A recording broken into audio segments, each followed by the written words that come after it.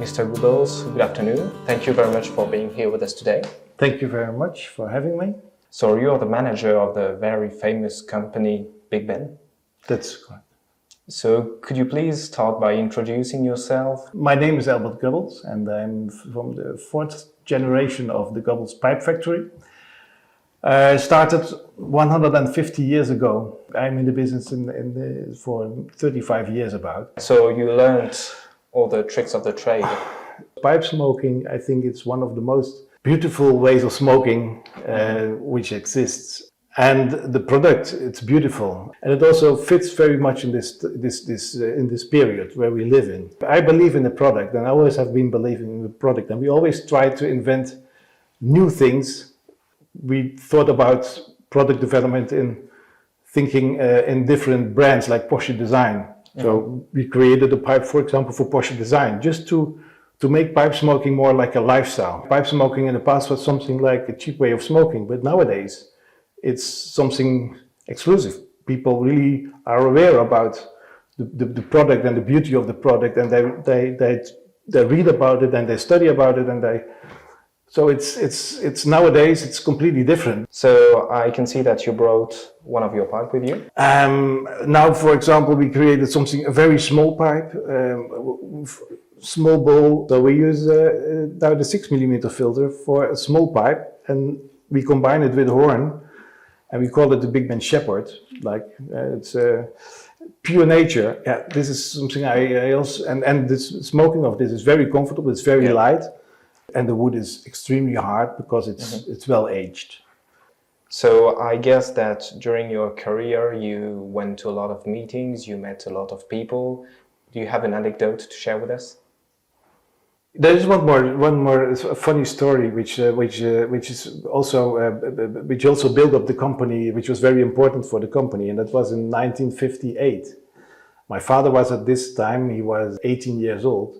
And he was very creative. He was responsible for production. He created a very small pipe. It's called Big Ben People. 80% bruyère and 20% mouthpiece, or even maybe 90-10. I don't know. But at that moment, in these days, pipes were like this: 50% black and 50% wood. So my father created this pipe with this very short mouthpiece, and I showed it to my grandfather, and my grandfather said, "No, that's not a pipe. We will never sell it, chanceless."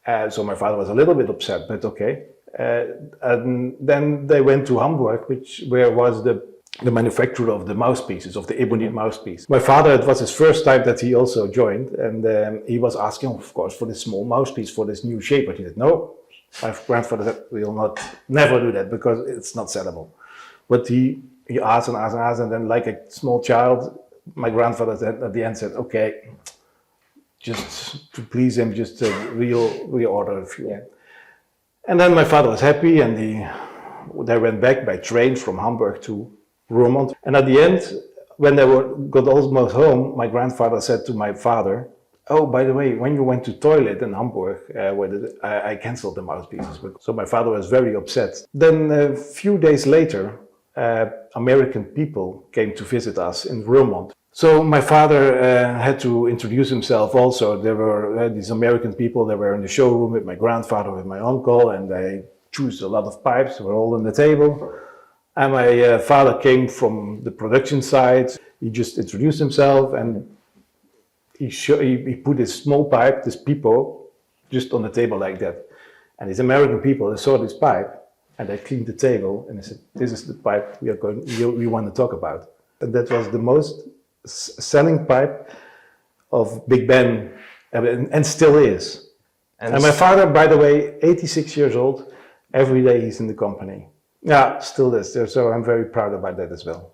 Would you have something to share with pipe smokers, like a tip? It's just enjoy and lay back and enjoy the smoking, and but especially slow. Yeah, just no stress for this. It's just a moment for yourself. Just enjoy.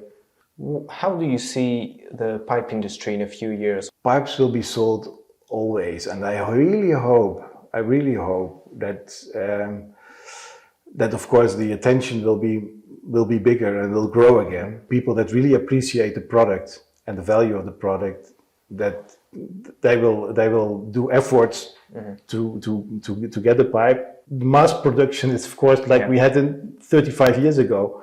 That's gone, and now it's like we have a workshop making beautiful things out of briar wood, and we try to combine different materials. But I'm very happy that we have a small scale production and not the huge mass production. I think there is a market for just beautiful products, well designed, with a lot of care.